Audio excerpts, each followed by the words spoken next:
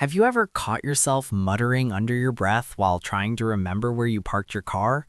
Or maybe you're pacing in your kitchen, rehearsing a tough conversation with your boss out loud, like you're auditioning for a one-person play.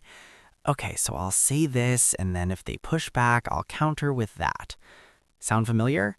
If you're nodding right now, welcome to the club, the surprisingly large club of people who talk to themselves. But here's the thing. Society has this weird stigma around it. We whisper crazy or imagine someone in a straitjacket when we see it in movies. Yet deep down, most of us do it, and psychology tells us it's not just normal, it's actually a superpower for your brain. Today on PsychSpark, we're diving into the psychology of people who talk to themselves. Why do we do it? What's happening in our minds? And could it be the key to unlocking better focus, less stress, and even sharper thinking? Stick around, because by the end, you might just start chatting with yourself on purpose. Let's start with a little story from my own life, because hey, I'm human too. A few weeks ago, I was rushing to a meeting, juggling my coffee, phone, and a stack of notes. As I fumbled for my keys, I heard myself say out loud, "Wallet? Check. Phone? Got it. Don't forget the charger this time, dummy." It wasn't until I got in the car that I realized I'd been narrating my entire morning routine like a sports commentator. Embarrassing? Maybe a tad, but effective? Absolutely. I didn't leave anything behind. This isn't some quirky habit reserved for absent-minded professors or eccentric artists. It's something billions of us do every day, often without even noticing. Psychologists call it self-talk or private speech, and it's rooted in how our brains develop from childhood. Think back to when you were a kid. Remember playing with toys and voicing every action? The truck goes vroom over the bridge. Oh no, it's falling. That wasn't just play, it was your brain learning to regulate itself. Russian psychologist Lev Vygotsky back in the 1930s nailed this with his theory of cognitive development. He argued that kids use out-loud speech to guide their thoughts and actions before it goes internal. As we grow up, that external chatter doesn't vanish, it just quiets down into inner monologue for most situations. But when things get tricky, stressful, or complex, it bubbles back out. Your brain is essentially borrowing from that childhood toolkit to make sense of the adult world.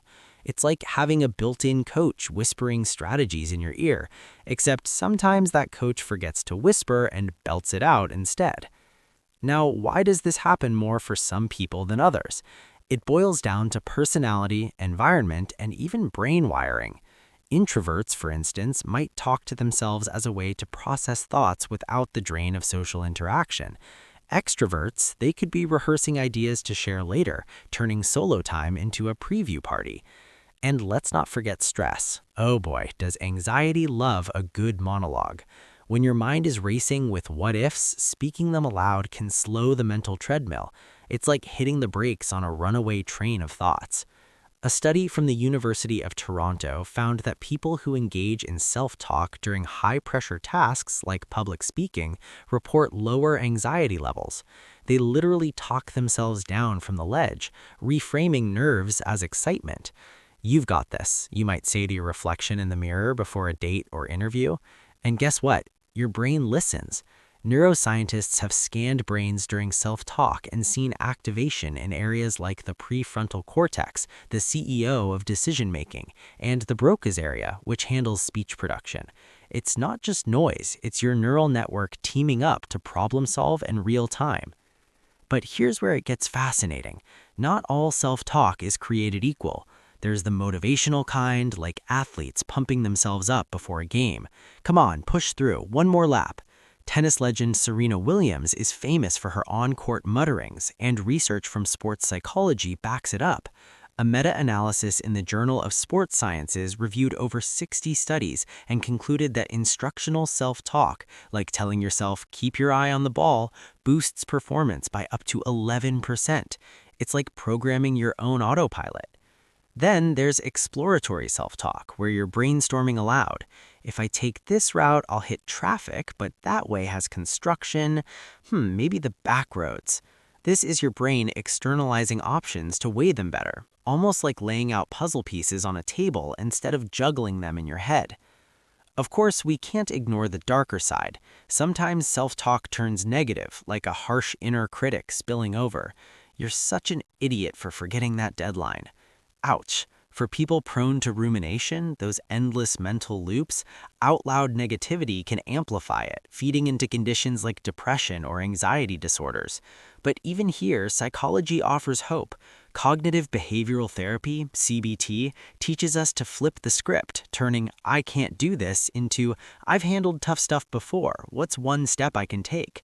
It's empathetic work, acknowledging that your brain is trying to protect you, even if it's going about it clumsily. Imagine your self-talk as a well-meaning but awkward friend. Sometimes they give bad advice, but with a little guidance, they become your biggest cheerleader. Let's paint a picture with a relatable example. Picture Sarah, a busy mom juggling work and kids. She's in the grocery store, list in hand, murmuring, "Milk, eggs, bread, don't forget the diapers this time." To an onlooker, she might seem scattered, but psychologically, she's hacking her memory.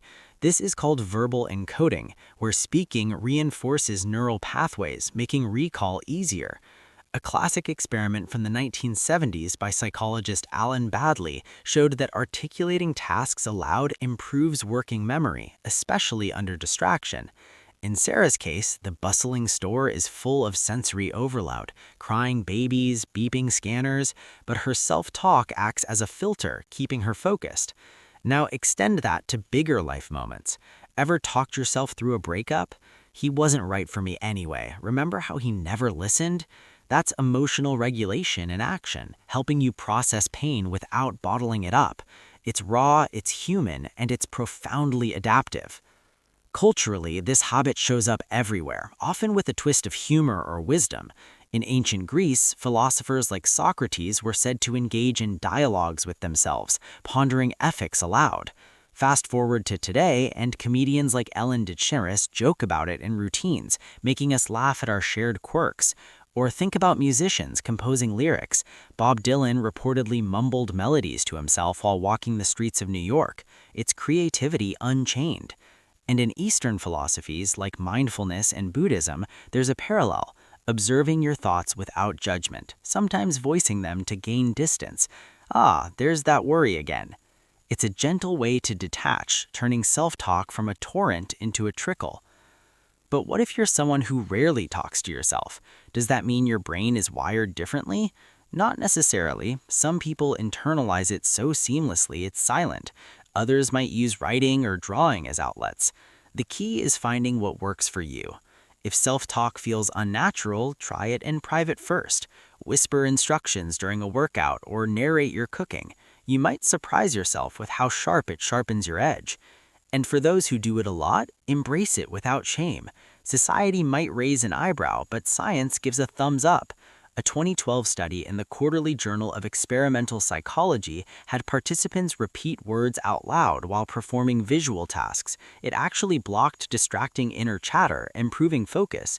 So the next time you're alone in the car belting out your to-do list, know you're not weird, you're optimized. Diving deeper into the neuroscience, self-talk lights up the brain's language centers while engaging executive functions. It's like a feedback loop. You speak, your ears hear, and your mind reinforces.